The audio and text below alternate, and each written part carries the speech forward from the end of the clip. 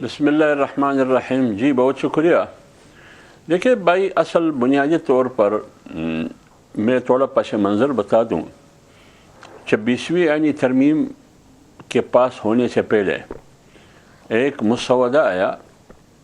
اس مسودے کے اندر کیا تھا یہ کسی کو بھی پتہ نہیں تھا. حکومتی پارٹیوں میں بیٹھ کے جو پارلیمنٹرین اراکین اسمبلی تھے ان کو بھی علم نہیں تھا جو 26ویں آئینی ترمیم کے نام سے یاد کیا جاتا تھا. تو جمعیت علماء اسلام کو اور جمعیت علماء اسلام کی قیادت مولانا فضل الرحمان صاحب کے پاس ان تمام پارٹیوں کی قیادت آئے کہ سپورٹ کرے. مولانا صاحب نے کہا کہ پہلے مسودہ لے کے آؤ، اس کے بعد پھر بات کریں گے. مسودہ جب کافی بار بار کہنے کے بعد لایا گیا، وہ مسودہ نہیں تھا، مولانا کے مطابق وہ کالا ناگ تھا. پھر بعد میں کافی گفت شنید کے بعد نتیجتاً 26ویں آئینی ترمیم سامنے آ گئی. اور اس 26ویں آئینی ترمیم میں جمعیت علماء اسلام اکیلی نہیں تھی. جمعیت علماء اسلام نے پی ٹی آئی کو بھی آن بورڈ لیا تھا، اور حکومتی پارٹیاں بالخصوص مسلم لیگ اور پیپلز پارٹی کی قیادت مولانا صاحب کے پاس آئے، خواہ شہباز شریف ہو یا ان کی صف دوم کی قیادت ہو یا بلاول بھٹو زرداری ہو، آصف علی زرداری صاحب بھی آئے، یہ تمام آئے.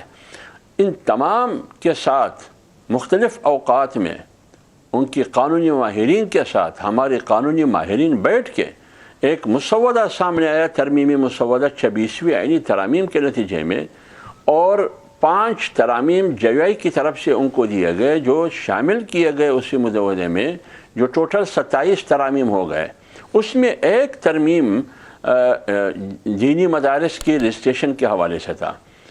وہ پارلیمنٹ دونوں ایوانوں سے پاس ہوا، سینٹ سے بھی اور قومی اسمبلی سے بھی.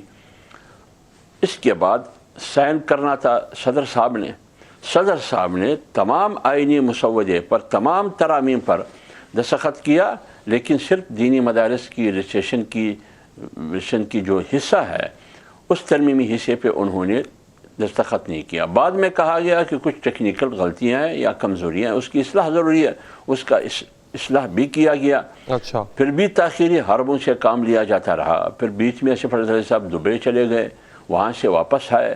پھر مولانا صاحب نے اس پر اپنا رد عمل دے دیا کہ سکر میں کہ تاخیری حربے دینی مدارس کے رجسٹریشن کے حوالے سے کیوں بروئے کار لائے جا رہے ہیں، اس کا سچ جواب ہونا چاہیے. ورنہ 8 دسمبر کو پشاور میں جمعیت علماء اسلام کے زیر اہتمام اسرائیل مرد آباد کانفرنس ہے، بہت عظیم الشان اجتماع ہے. پھر جمعیت علماء اسلام وہاں اپنا موقف دے گی.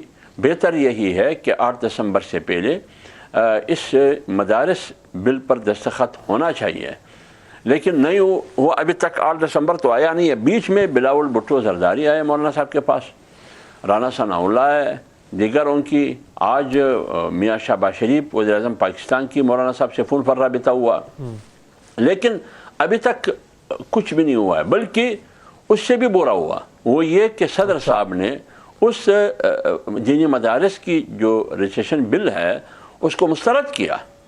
تو اس سلسلے میں جمعیت علماء اسلام اور تمام تنظیمات مدارس اس رویے سے سخت نالاں ہیں، سخت ناراض ہیں، اور بل کو مسترد کر کے صدر صاحب نے صرف اس معاہدے کی جو سیاسی جماعتوں کے درمیان، J U I, people's party, مسلم لیگ، دیگر پارٹیوں کے درمیان آئینی ترمیم مسودے پر جو اتفاق ہوا تھا، اس اتفاق کا بھی جنازہ نکال دیا.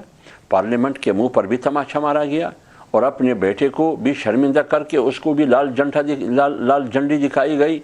اور میرے خیال میں تو ہم یہ سمجھتے ہیں کہ وزیر اعظم اور پوری پارلیمنٹ کی توہین اور سپکی ہوئی.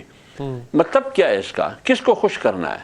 کیا ایوان صدر سپریم ہے یا پارلیمنٹ سپریم ہے؟ دونوں ایوانوں نے ایک ترمیم پاس کی ہے، لیکن اس کو مسترد کرنا اس طریقے سے میرے خیال میں یہ ناقابل برداشت ہے.